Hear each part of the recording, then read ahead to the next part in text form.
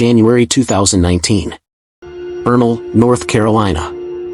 A quiet, wooded stretch of land, thick with briars and pine, cut through by narrow dirt trails that lead nowhere in particular. This is where a 3-year-old boy named Casey Hathaway disappeared. And this is where, 3 days later, something happened that no one, not the scientists, not the search teams, not even the boy's own family, has ever fully been able to explain. It began like any other afternoon. Casey was playing in his grandmother's backyard with 2 other children. For a moment, just a moment, the adults looked away. When they looked back, Casey was gone. No footprints leading to a road. No sign of a struggle. Just an open field, a wall of trees, and silence. Search and rescue teams mobilized within the hour. Dogs. Helicopters. Drones with heat-sensing cameras. Hundreds of volunteers walking shoulder to shoulder through freezing underbrush.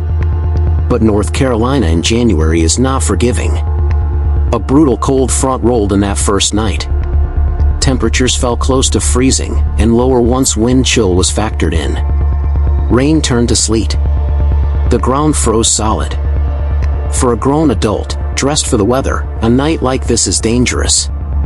For an unclothed toddler, alone in the open, every expert on that search believed they were now racing against a clock that had already run out. One night passed. Then a second.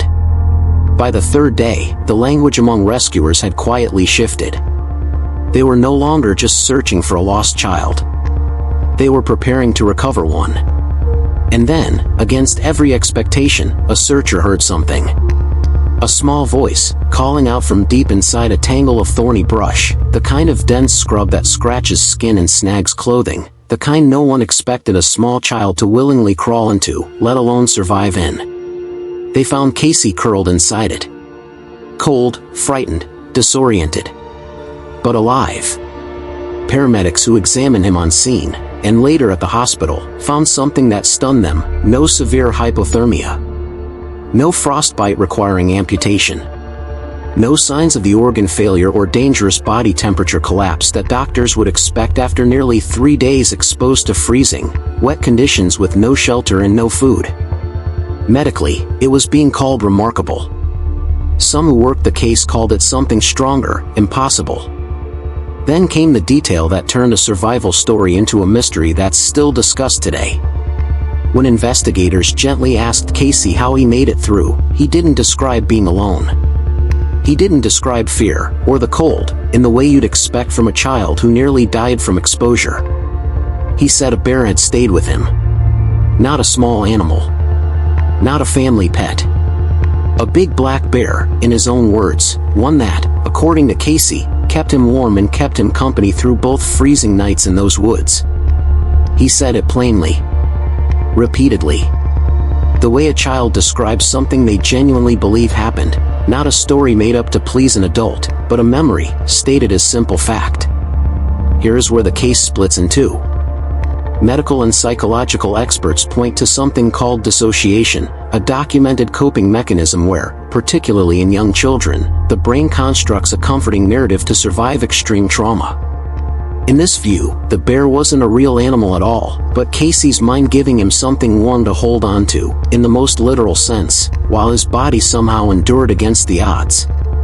But wildlife officials in that part of North Carolina offered something that complicates the tidy explanation. Black bears are common in that exact region, and while they typically avoid humans, they are far from rare in those woods. Sightings and activity in that specific area were confirmed as more than plausible during that season.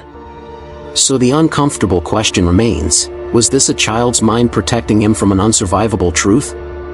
Or did something in those woods, something instinctual and inexplicable, behave in a way we don't yet have the science to fully explain? Nobody photographed a bear that night. No paw prints were confirmed at the scene. There is no forensic proof either way, of what, or who, was in that thicket with Casey Hathaway. What we do know is simple and undisputed: a 3-year-old boy survived 3 nights in freezing, wet, near impossible conditions, and walked away from it whole. Everything else, the bear, the cold logic of science, the quiet instincts of a wild animal, remains exactly what it was the day he was found. A mystery, wrapped in a rescue. And somewhere in those North Carolina woods, the only witness who could ever really tell us what happened was 3 years old.